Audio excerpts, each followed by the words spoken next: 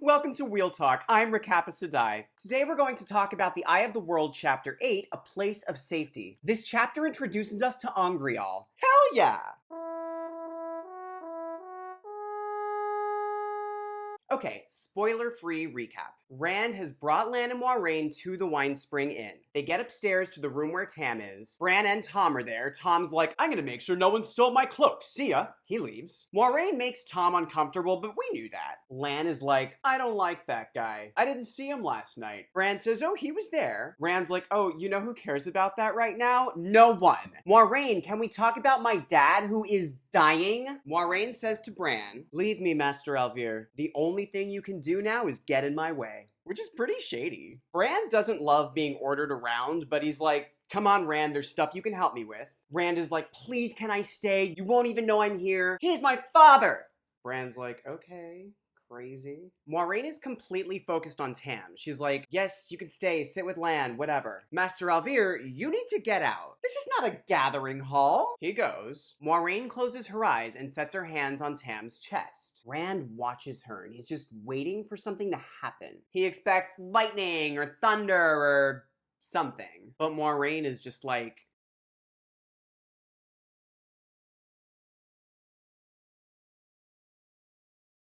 Rand's like, I guess she's doing something? Lan's like, that's a nice sword you're wearing. Is that a Heron-marked blade? Or are you just happy to see me? He doesn't say that last part. I'm just having fun. We like to have fun here. Rand barely remembers he's wearing the sword. He's just like, yeah, he bought it a long time ago. Lan's like, really? That's a weird thing for a sheep herder to buy. Rand's like, yeah, he said he had no use for it. Lan's like, uh-huh. Well, there are places where that kind of sword means you're a master swordsman, so there's a story behind that sword. Clearly Lan wants to know more, but Rand doesn't know anything. Then Rand's like, question. Just suppose someone had told you about a hooded rider whose cloak didn't move in the wind, whose horse didn't make a sound. Would that have made a difference? Would you have been able to, stop all of this? Just, theoretically, I'm curious. Suddenly Moiraine says, nope, wouldn't have made any difference. I would have needed a bunch of Aes Sedai with me. There's only so much one person can do. Lan's like, it wouldn't have hurt though. Moiraine's like, okay, let's not blame him for something that's not his fault. This is my fault too. I should have known when I saw that raven. Also, Lan, it's kind of your fault too. Rand's like, the raven? I don't get it. And Lan tells him carrion eaters are spies for the Dark One. Rand's like, whoa, first of all, there are ravens everywhere. Second, we're supposed to be safe from the Dark One. Mind blown. Suddenly Rand realizes Tam looks a lot better. He gets so excited, he's like, oh my god, you did it! Moiraine is like, whoa, I'm not done yet. Trolloc weapons are made in the forges of the Valley of Thakandar. Some of them carry an evil taint. Now, if you think there's anything funny about the word taint, you gotta get over it, because it's gonna come up a lot. If one of those weapons wounds you, it really messes you up. He still has the taint in him. I just kind of eased his pain. If I leave it alone, it'll mess him up again. Rand's like, but you're not gonna do that. Pretty ballsy of him. Moiraine is like, no, but I'm really tired. This is an Angreal. Rand is like, what? Oh, good, you've heard of Angreal. Moiraine unwraps the Angreal. It looks exactly like this, except it's an ivory figurine of a woman with her hair falling over her shoulders. That's not exactly what this is. I don't just have Angreal lying around. I asked the Amerlin, can I borrow an Angreal to make this YouTube video? She was like, no, Rakapa. Also, what's a YouTube? Moiraine holds the Angreal in one hand, she puts her other hand on Tam's forehead, and she does her thing. It looks like this. Not much to see. Lan says that hooded rider you saw was definitely a Myrddraal. Lan tells Rand about Myrddraal. They're born from Trollocs. They can control Trollocs. They have powers from the Dark One. They are bad news. Rand's like, yeah, he really scared me. Lan's like, yeah, they're scary. In the Borderlands, we say, the look of the eyeless is fear. Rand's like, the Trollocs said the Myrddraal wanted to talk to me. Lan's like, I'm sorry. You talked to a Trolloc? Sort of. It talked to me, and then it attacked, and then I killed it by accident. Lan's like, actually, that's kind of impressive. Most people around here haven't even seen a Trolloc. The fact that you killed one is kind of a big deal. Moiraine chimes in, yeah, and you didn't even have help. They're patting Rand on the back. They're like, oh, good job, you killed a Trolloc. Basically dancing on Narg's grave. It's so rude. No one says, hey Rand, you killed the only Trolloc who spoke our language. No one says that. Moiraine is like, anyway, I'm done. With rest, he should be okay. Rand's like, thank you so much. I can never repay you, but anything I can do for you, I will. Moiraine's like, okay, if you feel like you have to. I definitely want to talk to you more, but we can do that once we've left. Rand is like, whoa, leave? We have to leave? We don't do that in the Two Rivers. Who are we, Coplans? Anyway, Podon Fane said the weather is terrible everywhere. Where are we gonna go? By the way, no one has seen Podon Fane since Winter Night, so everyone's pretty sure he got eaten by Trollocs. Moiraine's like, oh, no, they're not leaving. So sorry to freak you out like that. You're the one who's leaving. For the sake of your village. Rand is like, me? Sorry, me? I don't understand. I don't want to go anywhere. Who am I, Egwene? Lan asks him, did you know some of the homes weren't attacked? Rand's like, what are you talking about? Half the village burned down.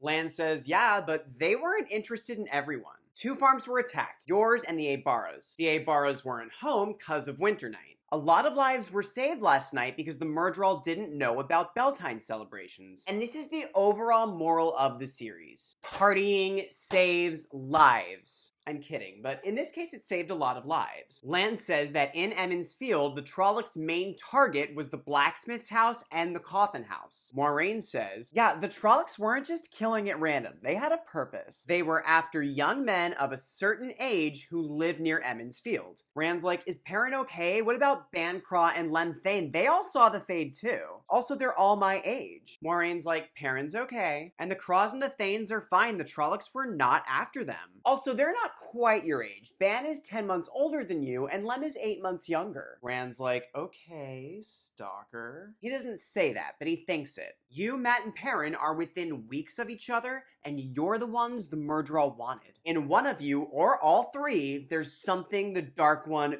fears. Rand's shook. He's like, what? No, I'm a shepherd. The Dark One can't be interested in me. Lan's like, well, he sent a small army of Trollocs to get you, so it seems like he's interested. And Moiraine says, they'll be back. Rand's like, can't you fight them? Yeah, I could. I could send for more Aes Sedai and we could fight a bunch of battles. I don't know how many. And Rand realizes that if the Shadow Spawn really are after him, they're gonna keep coming as long as he's there. Rand, Mat, and Perrin have to leave. And Rand's like, well, I guess we'd be safe in Caemlyn. I always wanted to see Caemlyn. Lan, who's been kind of a downer, is like, they'll get you in Caemlyn too. Moiraine says, well, you could go to Tar Valon. In Tar Valon, you'd be surrounded by warders and Aes Sedai, and we've got a great library. You could figure out why the Dark One's after you. It would be a place of safety.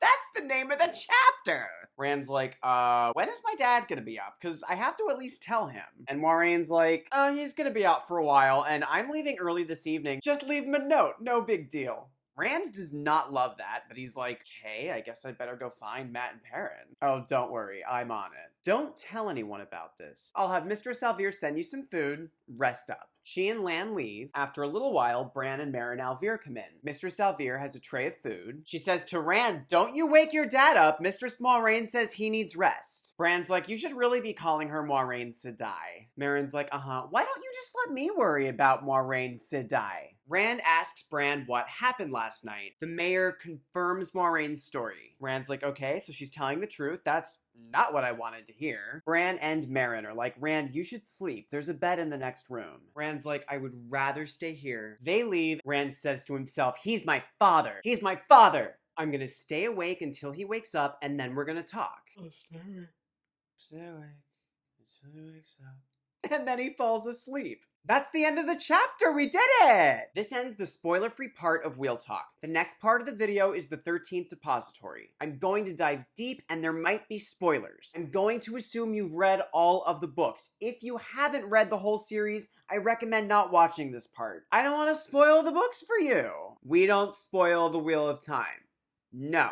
People are always asking me, Rakappa, how come you use lighters when you can channel? And I'm always like, don't worry about it. I pronounce this meeting sealed to the flame. So in this chapter, Moiraine pitches Tar Valon to Rand. That's where he'll be safe. On this read-through, I had to stop for a second and think, wait a minute, does Rand go to Tar Valon before Towers of Midnight? He does not. The first time Rand actually makes it to Tar Valon is in Towers of Midnight. Egwene is the Amerlin and the Black Aja has been purged. Probably for the best. So much of the Eye of the World is them heading to Tar Valon, I kind of forget that Rand's audience with Egwene is his first time there. That's kind of crazy. Let's talk a little bit about Angreal. I love Angreal. If I had a daughter, I would name her Angreal. No, I wouldn't. That would be stupid, but I love them. I just feel like every time there's an Angreal, it's such a game changer. What's your favorite Angreal or Saw Angreal in the series, and why? I'm a big fan of Sakarnan, Demandred's gold staff with the hourglass goblet on it. I love that we don't know it exists until the last book, and then he turns up with it on top of the Sharan army. It's like, oh, you have a massive army of channelers, and you have the second most powerful male Saw Angreal ever. That is so unfair. Is that allowed? That should not be allowed. I mean, that thing is stronger than Kalimdor. It makes Demandred so formidable. I just love how Angreal turned the tables in the Wheel of Time. It's fun. Let's talk about the show. People have been asking about this online a lot. I thought it would be fun to discuss. Which Eye of the World characters do you think won't make it into Season 1? Is Season 1 going to skip Caemlyn? As far as Caemlyn goes, we haven't heard casting for Morghese, Elaine, Gawain, Elaida, Gareth Bryn,